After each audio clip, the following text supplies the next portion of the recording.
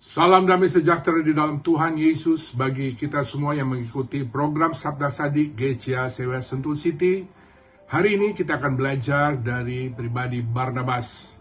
Dalam Kisah Para Rasul 4, 36-37 firman Tuhan berkata, demikianlah pula dengan Yusuf yang oleh rasul-rasul disebut Barnabas, artinya anak penghiburan.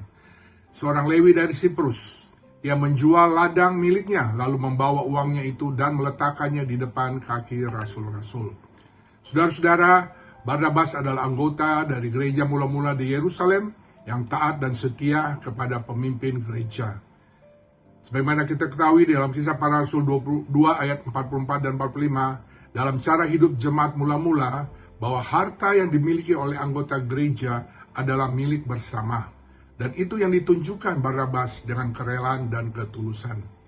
Berbeda dengan Ananias dan Safira dalam Kisah Para Rasul 5. Mereka mendustai pemimpin gereja, mendustai Roh Kudus, mendustai Allah, sehingga rebahlah dan putuslah nyawa mereka di depan rasul-rasul dan jemaat. Barnabas adalah seorang yang memiliki rasa solidaritas, kebersamaan, dan kasih. Ia tidak mengutamakan kepentingan dirinya sendiri, tapi mengutamakan orang lain. Ia menjembatani jurang pemisah antara jemaat karena perbedaan tingkat ekonomi. Maka dalam jemaat mula-mula, Barnabas terkenal sebagai orang yang dermawan.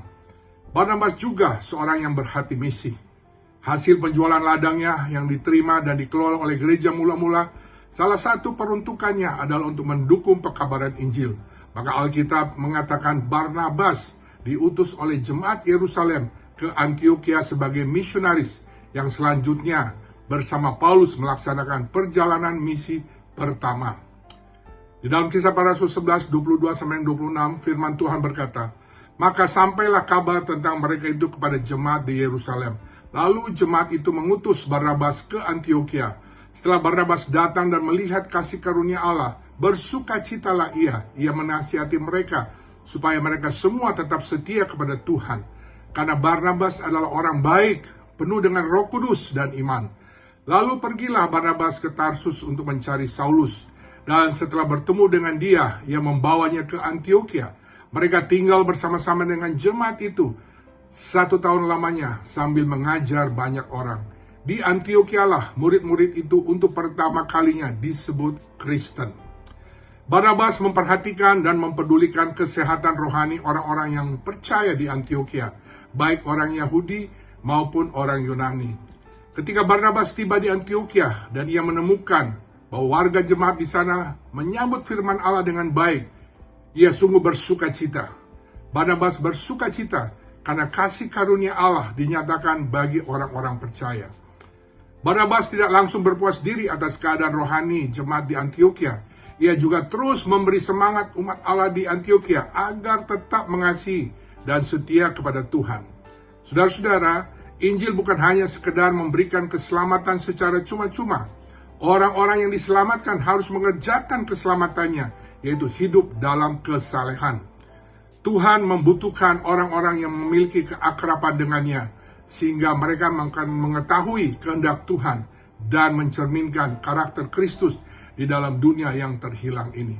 Tujuan kekristenan bukan hanya masuk surga ketika meninggal, tetapi kita menjadi serupa dengan Kristus, sehingga orang lain akan dapat hidup dalam iman kepada Kristus. Dalam pelayanan penginjilan Barnabas di Antioquia, Barnabas ke Tarsus untuk mengajak Paulus untuk membantu mengajar orang-orang percaya di Antioquia. Saudara-saudara, Barnabas pertama kali berjumpa dengan Paulus ketika Paulus berkunjung ke Yerusalem, dan Barnabaslah yang kemudian memperkenalkan Paulus kepada para rasul, sebagaimana ada dalam Kisah Para Rasul 9 ayat 27. Barnabaslah yang meyakinkan pengikut Yesus jika Paulus yang saat itu dikenal sebagai Saulus, yang terkenal penganiaya pengikut Yesus, sekarang sudah menjadi bagian dari murid-murid Yesus sejak Paulus melihat Tuhan dan mengajar di Damsyik dalam nama Yesus.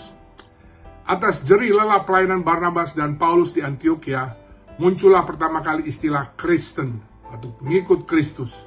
Sekalipun pada awalnya itu adalah sebuah ejekan karena gaya hidup yang berbeda yang ditampilkan oleh orang-orang percaya, namun pada akhirnya itu menjadi suatu kekuatan atau kelebihan karena mereka menjadi teladan moral dan membawa damai. Dalam Kisah Para Rasul 11 ayat 24 dikatakan situ bahwa Barnabas adalah seorang yang baik, penuh dengan Roh Kudus dan iman. Barnabas mempunyai iman yang teguh kepada Allah, dan bahwa melalui iman ini Roh Kudus memenuhi dan memimpin pikiran dan hati Barnabas, sehingga Barnabas menunjukkan kebaikan demi kebaikan dalam kehidupan dan pelayanannya. Barnabas mempercayai Tuhan sepenuhnya, bukan uang atau harta untuk mengurus masa depannya. Barnabas mengumpulkan harta di surga, bukan di bumi. Barnabas sungguh mengandalkan janji Tuhan, sebagaimana tertulis dalam Ibrani 13 ayat 5. Aku atau Tuhan tidak akan mengecewakan atau meninggalkan kamu. Saudara-saudara, kita sudah belajar dari Barnabas sang pahlawan iman, bahwa semua potensi dan kapasitas yang ia miliki digunakan untuk melaksanakan amanat agung, sehingga Barnabas membawa sejumlah orang pada Tuhan dan membawa mereka mengalami kedewasaan rohani.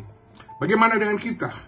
Maukah kita memaksimalkan setiap bakat, talenta, karunia, dan harta yang kita miliki untuk membawa orang-orang yang terhilang jiwanya datang pada Yesus Kristus, serta meningkatkan kerohanian orang-orang yang dipercayakan Tuhan kepada kita melalui pemuritan dan pembinaan iman? Doa saya, kiranya dengan pertolongan Roh Kudus, kita dapat menjadi seperti Barnabas, menjadi hamba Tuhan dan pemimpin Kristen yang baik, berhati misi, berhasil dan berdampak, serta penuh dengan Roh Kudus dan iman. Amin. Selamat beraktivitas dan melayani Tuhan. Tuhan Yesus memberkati. Mari kita berdoa. Bapa dalam surga, terima kasih untuk firman-Mu yang telah disampaikan dan didengar.